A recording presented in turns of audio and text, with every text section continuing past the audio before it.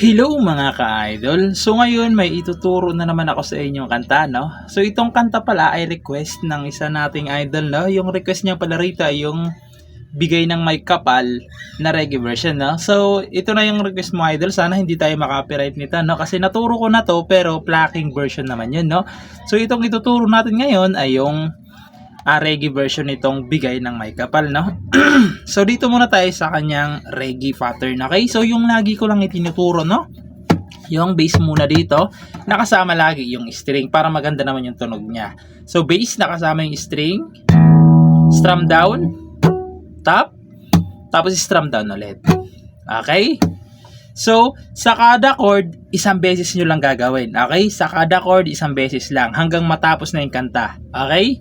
So, yung ano pala nito mga ka-idol, yung hanggang matapos yung kanta is paulit-ulit lang yung chords niya, no? Paulit-ulit lang hanggang matapos na. So, proceed na tayo doon sa kanyang whole chords.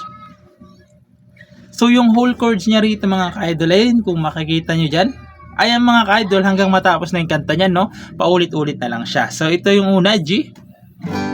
Ito. Dito tayo kukuha ng G kasi reggae, no? So, yung G sa 3rd fret. 1, 2, 3, nakabar. Ayan. Sa fourth naman, ay 3rd string. Ayan. Dito naman sa fifth, ay 5th string, tsaka 4th string. Okay? Ayan yung G. Okay? G, sunod D. Yung D, ito siya. Nakabar sa 5th fret. Ayan, 1, 2, 3, 4, 5. Nakabar dyan.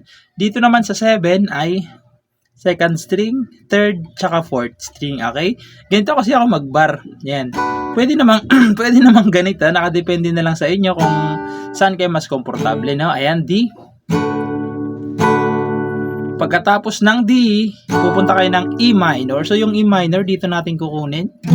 Ayan, dito siya nakabar. Ayan, 1, 2, 3, 4, 5, 6, 7. Sa 7th fret, nakabar. Ayan. Dito naman sa 8, ay 2nd string. Ayan. Sa 9 naman, ay 4th string, tsaka 4th string, tsaka 3rd string. Ayan yung E minor na gagawin natin.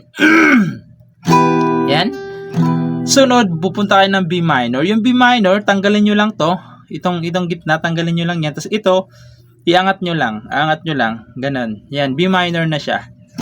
Bale dito, 4th string lang, tsaka 5th string. Okay? Ayan yung B minor. Ito yung gagamitin nating B minor. Tapos pupunta kayo ng C. So yung C, ito, iusod nyo lang yung bar dito. Yan.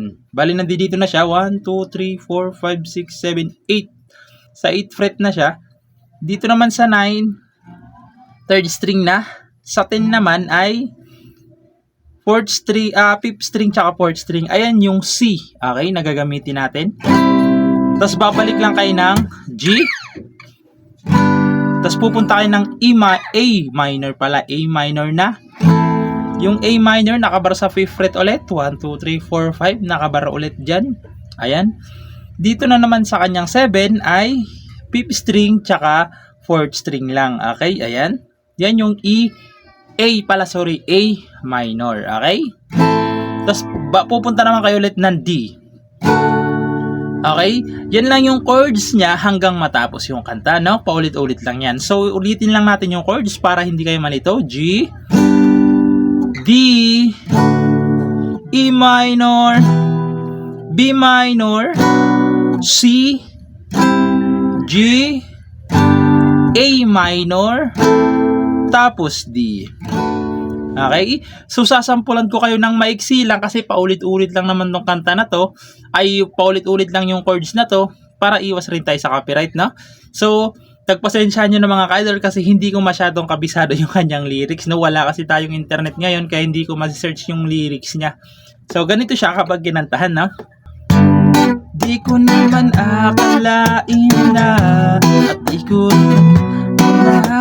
pa na ang tulad mo ay aking nakilala at kung ano ako'y tanggap na di ko rin naasahan pa na ang tulad mo ay aking nakilala. Tapos ulit-ulit na lang yun. La la la la la la la la la la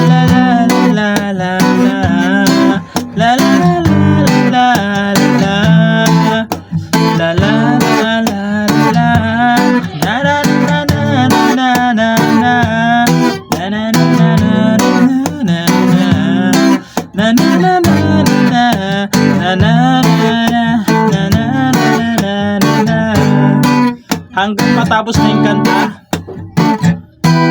paulit-ulit na lang siya, no? So, pagpasensyahan nyo na kasi hindi ko talaga kabisado yung lyrics. Wala tayong internet ngayon kaya hindi ko ma-search yung kanyang lyrics, na.